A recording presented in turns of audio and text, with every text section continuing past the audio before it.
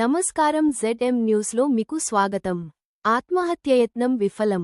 తల్లి, పిల్లలను కాపాడిన పోలీసులు. హైదరాబాద్లోని జియాగూడ MCH కాలనీకి చెందిన బి.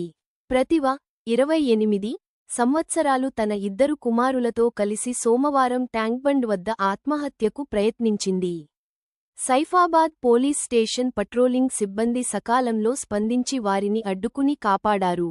అనంతరం సైఫాబాద్ ఇన్స్పెక్టర్ ఎ. సీతయ్య ప్రతిభకు కౌన్సెలింగ్ ఇచ్చి, తదుపరి చట్టపరమైన చర్యల కోసం ఈ కేసును కుల్సుంపురా పోలీసులకు అప్పగించారు. ఛానల్ను లైక్, షేర్, ఫాలో, సబ్స్క్రైబ్ చేయండి. అప్పుడు మా ఆయనకి చేకోసుకుపోయింది. రాత్రి బుద్ధిలో ఒత్తిడికి కేసి మా అత్త కూడా నాకు కొట్టింది. కొట్టి వాళ్ళు చేకోసుకోపోతే హాస్పిటల్కి పోయారు. పొద్దుగాల వచ్చి మా పిడితే కాంచి ఉంటుంది. ఆ కాంచి కేసి గుద్దింది. గుద్దితే కోసుకున్నాయి. మళ్ళీ పొద్దుగాల వచ్చి నాకు కొట్టి చేసి మళ్ళీ నేను పోలీస్ స్టేషన్కి వస్తా అనేసి మళ్ళీ పోయి హాస్పిటల్లో కూర్చున్నాను. పోలీసులకు ఫోన్ చేస్తే నేను హాస్పిటల్లో మాకు మ్యాటర్ చెప్పలే కదా. అందరూ మరి కొట్టనికే వచ్చి హాస్పిటల్లో ఉన్న వాళ్ళు